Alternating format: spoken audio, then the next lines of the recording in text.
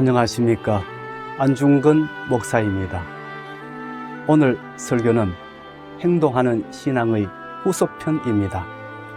그래서 본문도 지난번 설교와 똑같이 에스더 4장 10절에서 17절 말씀입니다. 제목은 하나님을 보여준 사람들입니다. 먼저 본문을 읽어드리겠습니다. 에스더가 하닥에게 이르되 너는 모르드게에게 전하기를 왕의 신하들과 왕의 각 지방 백성이 다 알거니와 남녀를 막론하고 부름을 받지 아니하고 안뜰에 들어가서 왕에게 나가면 오직 죽이는 법이요 왕이 그 자에게 금규를 내밀어야 살 것이라. 이제 내가 부름을 입어 왕에게 나가지 못한 지가 이미 30일이라 하라 하니라. 그가 에스더의 말을 모르드게에게 전하매 모르드게가 그를 시켜 에스더에게 회답하되 너는 왕궁에 있으니 모든 유다인 중에 홀로 목숨을 건지리라 생각하지 말라. 이 때에 네가 만일 잠잠하여 말이 없으면 유다인은 다른 데로 말미암아 노임과 구원을 얻으려니와 너와 네 아버지 집은 멸망하리라.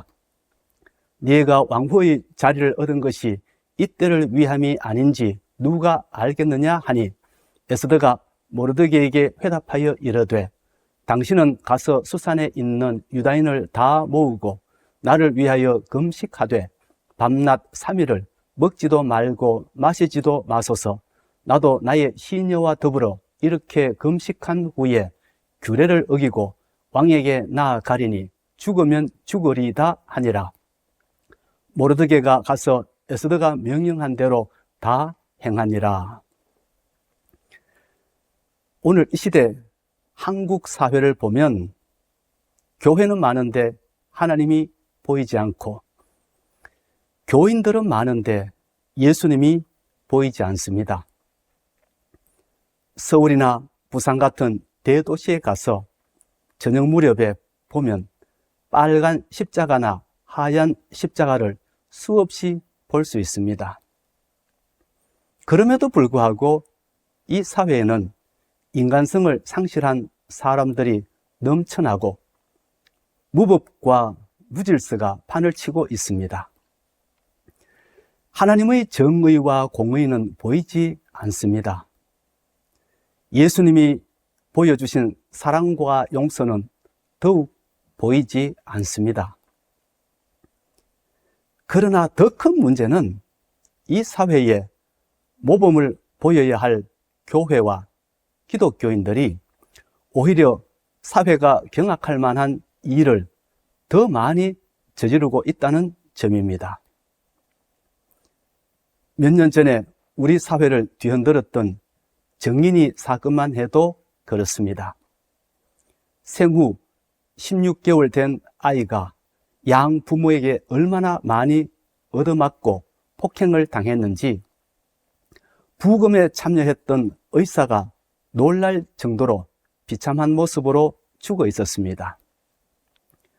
갈비뼈는 여러 개 부러져 있었고 오른쪽, 왼쪽 팔꿈치는 모두 탈골되어 있었고 어깨 부위도 골절된 흔적이 있었고 배는 장기가 파열되어 흘러나온 혈액으로 빵빵하게 부어 있었습니다.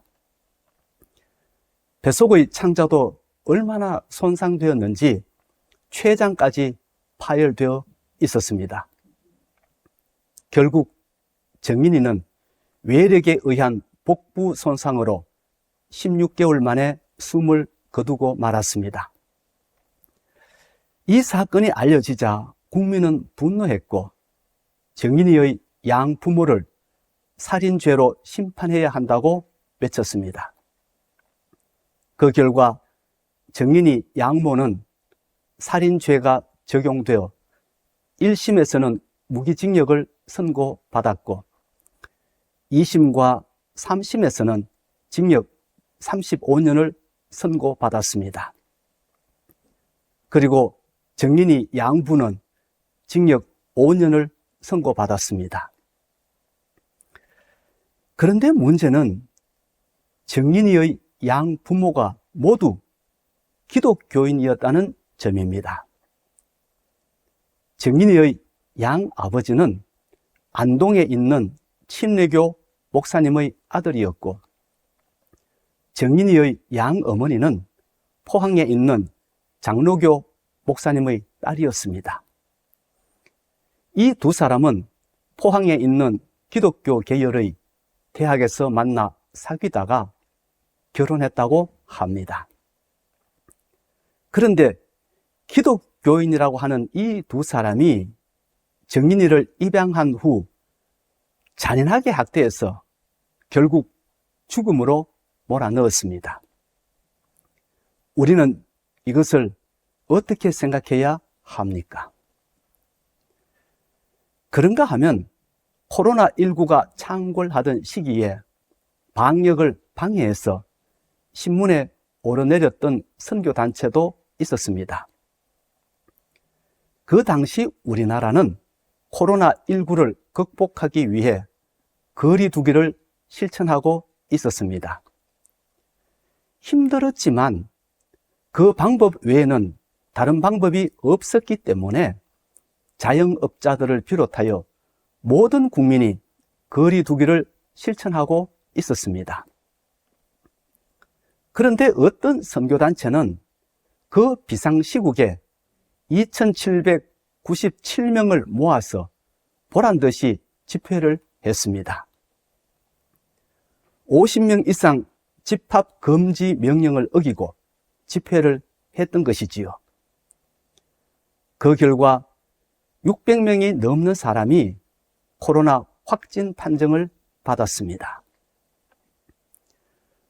국민을 더욱 분노하게 만들었던 것은 코로나19 역학조사를 위해 그 지역 시장과 공무원들이 그곳을 방문했을 때 그곳 관계자들이 공무원들을 건물 안으로 들어오지 못하도록 방해하였고, 집회에 참석했던 사람들은 코로나 검사를 받으라고 하는 정부의 권고를 어기고 67%가 자취를 감추어 버렸다는 점입니다.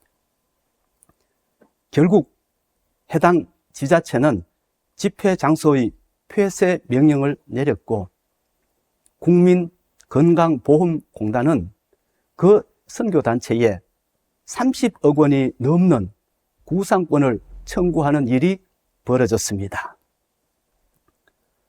사랑하는 성도 여러분, 지금 한국 교회는 공신력을 상실했습니다. 국민으로부터 외면당하고 손가락질을 받고 있습니다.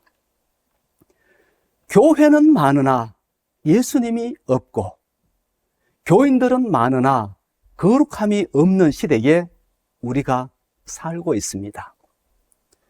안타까운 일이 아닐 수 없습니다.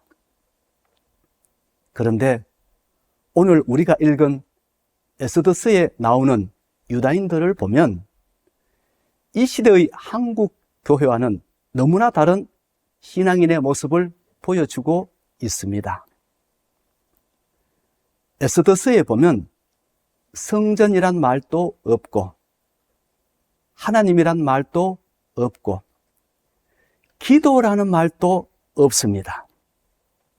예배와 찬양이라는 말도 없습니다. 에스더서가 구약 성경의 한 부분이고 10장으로 되어 있는 하나님의 말씀임에도 불구하고 하나님, 기도, 예배, 찬양, 선교와 같은 신앙적 단어가 전혀 나오지 않습니다. 얼핏 보면 에스더서는 성경이 아닌 것처럼 보입니다. 그리고 에스더서에 등장하는 유다인들도 신앙인이 아닌 것처럼 보입니다.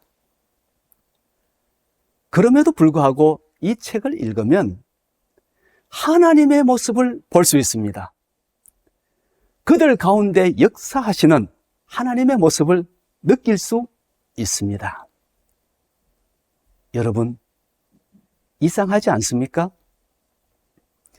하나님이란 단어가 없는데 어떻게 하나님의 모습을 볼 수 있습니까? 하나님이라는 단어가 없는데 어떻게 하나님의 역사를 느낄 수 있습니까? 그 이유는 간단합니다. 그 속에 등장하는 유다인들의 삶에서 하나님의 모습을 볼 수 있기 때문입니다. 유다인들의 말과 행동에서 역사하시는 하나님을 느낄 수 있기 때문입니다. 에스더서에 나오는 중요한 인물들은 4명 정도 됩니다. 첫째는 모르드게입니다. 모르드게는 기원전 6세기경에 예루살렘에서 바벨론으로 끌려간 유다인입니다. 둘째는 모르드게의 사촌 여동생 에스더입니다. 에스더는 부모님을 일찍 여의고 모르드게의 집에서 자라서 나중에는 아하수에로 왕의 왕비가 됩니다. 셋째는 모르드게를 죽이려고 했던 하만입니다.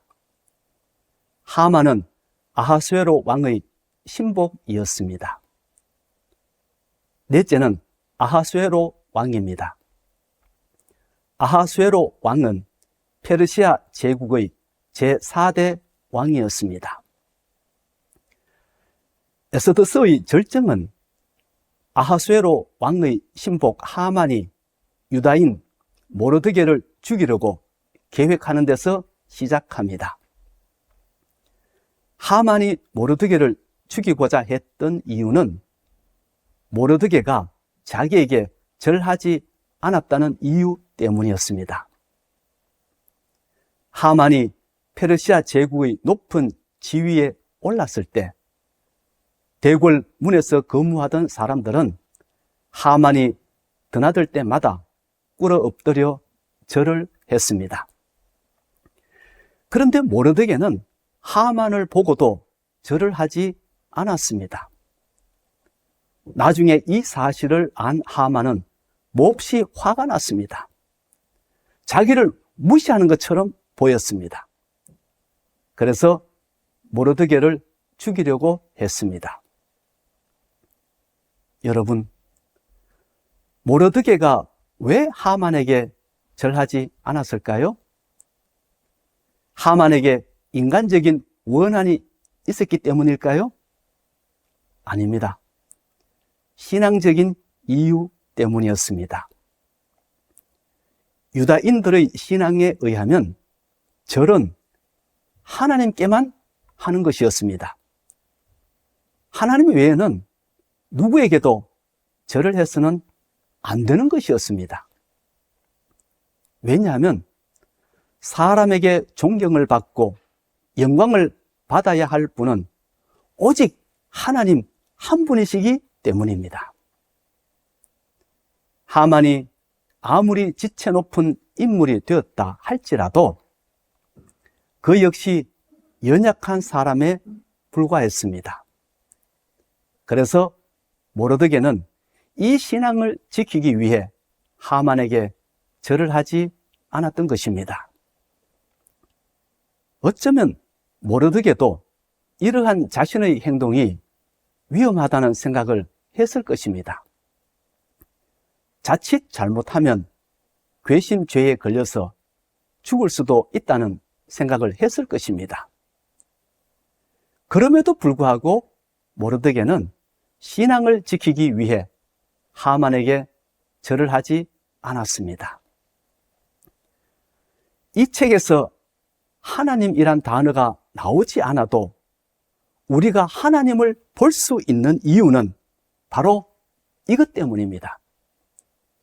목숨이 위태로운 상황에서도 신앙을 지키려고 하는 모르드게의 결연한 모습 속에서 하나님을 볼 수 있기 때문입니다.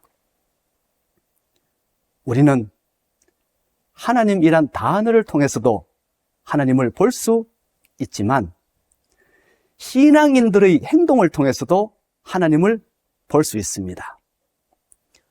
모르드게의 행동이 바로 그런 경우입니다. 모르드게는 행동으로 우리에게 하나님을 보여주었습니다. 그러자 하만의 가슴에는 불이 붙었습니다. 당장에 모르드게를 처형시키고 자신의 구겨진 체면을 세우고 싶었습니다. 그리고 기왕에 내친 김에 페르시아 제국 내에 있는 모든 유다인을 죽임으로써 자신의 권세를 확실히 보여주고 싶었습니다.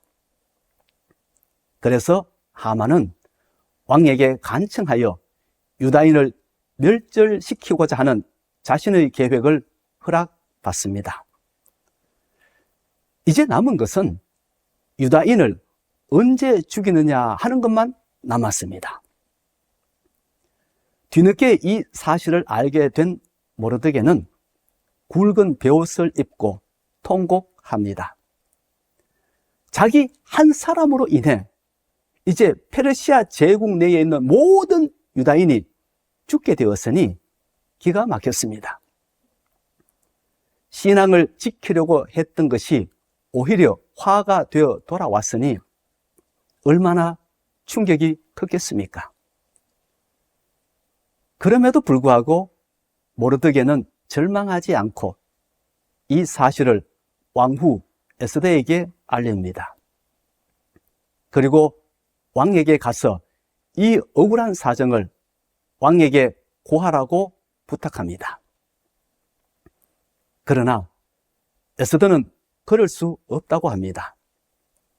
왜냐하면 아무리 왕후라 할지라도 왕의 명령을 받지 않고 자기 마음대로 왕 앞에 나가면 죽을 수도 있기 때문입니다. 그래서 에스더는 자기 딱한 사정을 이야기하며 완곡하게 거절합니다. 그러자 모르드게가 이렇게 말합니다. 이때에 내가 만일 잠잠하여 말이 없으면 유다인은 다른 데로 말미암아 노임과 구원을 얻으려니와 너와 네 아버지 집은 멸망하리라. 네가 왕후의 자리를 얻은 것이 이때를 위함이 아닌지 누가 알겠느냐. 여기에서도 우리는 하나님이란 단어를 볼 수 없습니다. 그럼에도 불구하고 우리는 하나님을 볼 수 있습니다. 어떻게 해서 그렇습니까? 모르드게의 믿음 속에 있는 하나님을 보았기 때문입니다. 이때에 내가 만일 잠잠하여 말이 없으면 유다인은 다른 데로 말미암아 노임과 구원을 얻으려니와 너와 네 아버지 집은 멸망하리라. 다른 데로 말미암아 노임과 구원을 얻을 것이라는 이 말은 에스더의 도움이 아니더라도 다른 손길을 통해 구원받을 것이라는 말입니다. 모르드게가 무슨 근거로 그런 말을 합니까? 모르드게는 자기 백성을 지키시는 하나님을 믿었기 때문입니다. 다른 이유는 없습니다. 하나님이란 단어는 없지만 하나님 때문에 노임과 구원을 얻을 것이라는 모르드게의 믿음을 통해서 우리는 하나님을 볼 수 있습니다. 그리고 내가 왕후의 자리를 얻은 것이 이때를 위함이 아닌지 누가 알겠느냐. 이 말에서도 우리는 하나님을 볼 수 있습니다. 하나님이란 단어는 없지만 모르드게와 유다인들을 위한 하나님의 계획과 섭리를 볼 수 있습니다. 그러자 에스더는 모르드게에게 이렇게 말합니다. 당신은 가서 수산에 있는 유다인을 다 모으고 나를 위하여 금식하되 밤낮 3일을 먹지도 말고 마시지도 마소서. 나도 나의 시녀와 더불어 이렇게 금식한 후에 규례를 어기고 왕에게 나아가리니 죽으면 죽으리이다. 여기에도 금식이란 단어만 있지 하나님이란 단어와 기도라는 단어가 없습니다. 그럼에도 불구하고 우리는 그것이 하나님께 금식 기도하는 것임을 알 수 있습니다. 왜냐하면 에스더의 결연한 행동에서 그것을 볼 수 있기 때문입니다. 에스더서에는 하나님이라는 글자도 없고 기도라는 글자도 없습니다. 성전이란 말도 없고 제사라는 말도 없습니다. 성령, 예배, 선교라는 신앙적인 말이 전혀 없습니다. 그럼에도 불구하고 우리는 그 속에서 하나님을 볼 수 있고 구원하시는 하나님의 역사를 느낄 수 있습니다. 이것이 바로 에스더서를 통해 오늘 우리에게 주시는 하나님의 메시지입니다. 지금 한국 사회에는 교회도 많고 교인도 많고 예배도 많고 성경 공부도 많지만 막상 생활 현장에 가보면 하나님이 없습니다. 하나님의 거룩하심과 하나님의 진실하심을 볼 수 없습니다. 있다면 오직 하나님을 욕먹이는 엉터리 교회와 교인들만 많이 있을 뿐입니다. 여러분, 하만이 모르드게를 죽이려고 세웠던 장대에 하만 자신을 매달아 죽였던 분이 누구십니까? 아수에로 왕입니까? 물론 맞습니다. 그러나 그것은 겉보기에 그렇게 보일 뿐이고 사실은 하나님이십니다. 하나님의 이름은 나오지 않지만 그 일을 행하신 분이 하나님이심을 우리는 볼 수 있습니다. 사랑하는 성도 여러분, 하나님은 말뿐인 우리의 겉모습에 계시지 않고 행동하는 우리의 신앙 속에 계십니다. 크고 화려한 건물을 통해 자신을 드러내지 않고 행동하는 우리의 삶을 통해 드러내십니다. 그런데 지금 우리는 어떤 모습으로 살아가고 있습니까? 혹시 말뿐인 신앙인의 모습으로 살아가고 있지는 않습니까? 목회를 하다 보면 성도들의 신앙 유형이 크게 4가지 정도 있음을 보게 됩니다. 첫째는 말도 없고 행동도 없는 유형입니다. 하나님에 대한 고백도 없고 신앙인다운 행동도 없는 사람입니다. 그저 마지못해 교회에 다니는 사람입니다. 둘째는 말도 있고 행동도 있는 유형입니다. 하나님과 성경에 대해서 혼자 다 아는 것처럼 말하면서 동시에 자기가 없으면 교회가 안 되는 것처럼 설치는 사람이 있습니다. 이런 사람은 참 피곤한 스타일입니다. 셋째는 말은 있지만 행동이 없는 유형입니다. 이것은 최악의 모습입니다. 정인이를 죽이고 코로나 방역을 방해했던 이 시대 한국 교회와 성도들의 모습이 아마 그 모습에 속할 것입니다. 넷째는 말은 없지만 행동이 있는 유형입니다. 말이 없다고 해서 하나님께 대한 고백이 없고 믿음이 없는 것이 아닙니다. 그와 반대입니다. 행동을 통해서 자신이 믿는 하나님과 예수님을 그려내는 사람들입니다. 이 모습이 가장 바람직한 신앙인의 모습입니다. 모르드게와 에스더는 이스라엘 멸망이라는 아픔을 경험했던 사람들이었습니다. 바벨론 포로라는 비참한 생활을 경험했던 사람들이었습니다. 남의 나라에서 이방인으로 살아가는 아픔을 톡톡히 당했던 사람들이었습니다. 만약 하나님을 원망하고 싶은 마음이 있었다면 우리보다 몇 배나 원망할 수 있는 사람들이었습니다.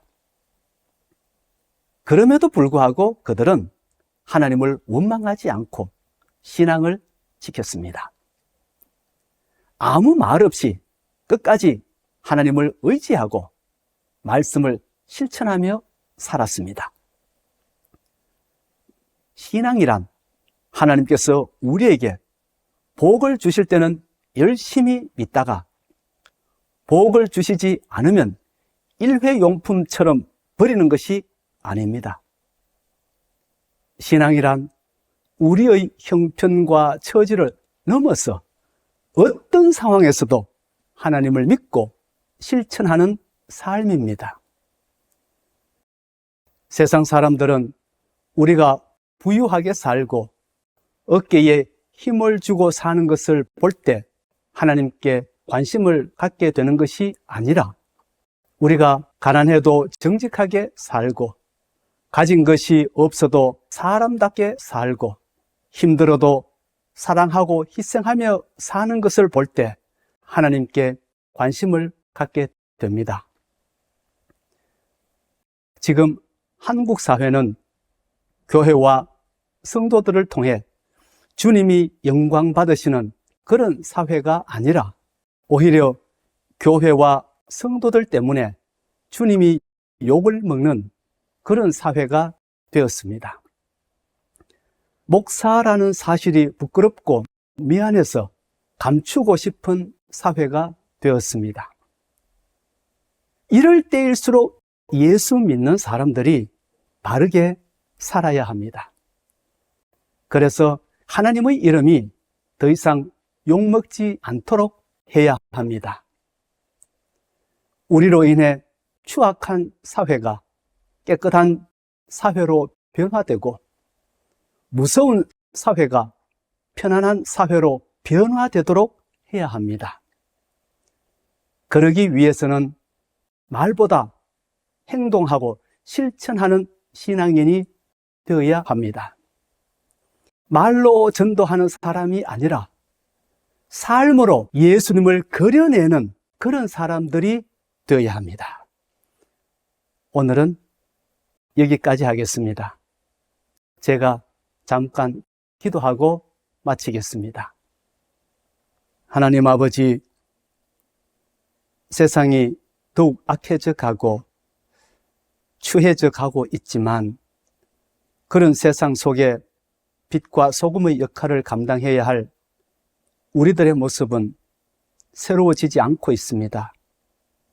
그러한 가운데 오늘 본문 말씀을 통해서 우리가 가야 할 길을 보여주시고 살아야 할 모습을 보여주시니 고맙습니다. 주님 주신 이 말씀 기억하면서 우리가 에스더서에 나오는 유다인들처럼 삶으로 주님의 모습을 그려내는 그러한 그리스도인들 다 될 수 있도록 도와주시고 그리하여 우리의 모습을 통하여 세상 사람들이 하나님께 관심을 갖고 돌아오는 그런 역사가 일어날 수 있도록 은총 베풀어 주시옵소서. 예수님 이름으로 기도하옵나이다. 아멘.